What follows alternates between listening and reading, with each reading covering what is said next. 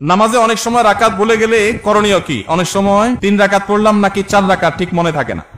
নামাজে রাকাত সংখ্যা নিয়ে যদি আমাদের সমস্যা হয়, এই সমস্যা তো প্রায় হয়, তাই না? আজকাল যে পরিমাণ দুনিয়ার ধান্দা, নামাজের রাকাতের হিসাব মনে থাকে না। তো রাকাত সংখ্যা নিয়ে যদি আমার ঝামেলা হয়, মনে না থাকে, তাহলে আমি কি করব?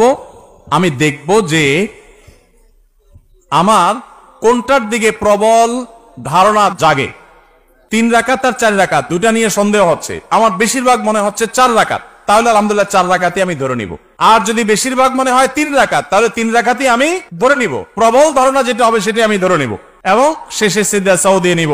আর যদি আমার 3 এবং 4 এর মাঝখানে আমি দাঁড়ায় থাকি, 50-50, 3 এর দিকেও মন আগায় না, 4 এর দিকেও মন আগায় না, 2 এর দিকেও মন আগায় না, আবার 3 এর দিকেও মন আগায় না, এরকম যদি হয় তাহলে কমটা ধরে নিন। পরিষ্কার হাদিসে নবী সাল্লাল্লাহু আলাইহি ওয়াসাল্লাম নির্দেশনা রয়েছে ব্যাপারে। যেমন 3 আর 4 নিয়ে যদি ডাউট হয় এবং 50-50 থাকেন, মাঝখানে দাঁড়ায় আছেন, কোনো দিকে মন টানে না, তাহলে আপনি 3 ধরে নেবেন। 3 ধরে নামাজ শেষ করবেন, শেষে সিজদা সৌদি দিবেন, বাস নামাজ হয়ে যাবে ইনশাআল্লাহ। সমাজে কিছু মানুষ বিপদে পড়ে এনজিও গুলো থেকে লোন নিয়ে বিদেশে যায়, জায়গা ক্রয় করে অথবা ঘরবাড়ি করে, এক্ষেত্রে করণীয় কি? এনজিও গুলো 14% হারে সুদের টাকা দেয়। আমরা যখন বাইরে যাই, বিশেষ করে উন্নত দেশগুলোতে যাই, তখন বাংলাদেশি প্রবাসী ভাইরা জিজ্ঞাসা করে, ভাই এখানে হাউস লোনের জন্য ব্যাংকগুলো থেকে এত কম নামমাত্র সুদে টাকা দেয় যে বলার মতো না, এই লোভ ছাড়া যায় না। একেবারে লোন দেয় নামমাত্র মূল্যে, একদম ফাও বলতে গেলে। তো সেটা জায়েজ হবে কিনা? উত্তর একই, সুদ আল্লাহর জমিনে সবচেয়ে ভয়াবহ হারাম।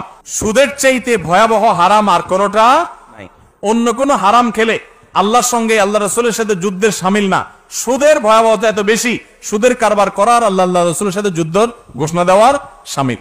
এজন্য ভাইরা, বিদেশি এনজিও গুলো বা দেশি অনেক এনজিও আছে যারা গ্রামে গ্রামে সুদি লোন দেওয়ার জন্য তারা হন্যে হয়ে মানুষ খোঁজে, আছে না নাই? কিস্তিতে টাকা দেওয়ার জন্য হন্যে হয়ে থাকে।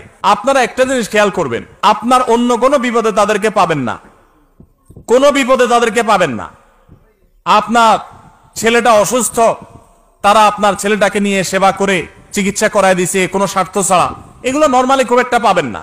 কিন্তু দেখবেন তারা কিস্তিতে লোন দেওয়ার জন্য পিছে পিছে ঘুরে। কারণ এরা জেনে হোক আর না জেনে হোক শয়তানের দোসরের ভূমিকায় অবতীর্ণ হয়েছে। এই সুদের জাল গোটা পৃথিবীতে বিছানো হয়ে গেছে। গোটা পৃথিবীর অর্থনীতি দাঁড়িয়ে আছে সুদের উপরে। আমরা বক্তব্য দিচ্ছি, কিন্তু আমরা জানি যে আমাদের আষ্টে পৃষ্ঠে সুদ আমাদেরকে ঘিরে আছে। কিন্তু ভাইরা আমার, ঠান্ডা মাথায় জেনে শুনে বিদেশ যাওয়ার জন্য হোক, ঘরবাড়ি করার জন্য হোক, ব্যবসা সম্প্রসারণের জন্য হোক, সুদের কারবারে কোনো মুসলমান জড়াতে পারে না, এটা হারাম। আল্লাহ তাআলা আমাদের এই হারাম থেকে বেঁচে থাকার তৌফিক দান করুন। সুদের টাকা দিয়া অনেক কিছু করে ফেলতে পারেন, কিন্তু সুখের মালিক আল্লাহ তাআলা। তিনি আল্লাহ তাআলা আপনাকে এই হারাম দিয়ে কখনো আরাম দিবেন না। এজন্য সুদকে না বলার মতো ইমান শক্তি থাকতে হবে।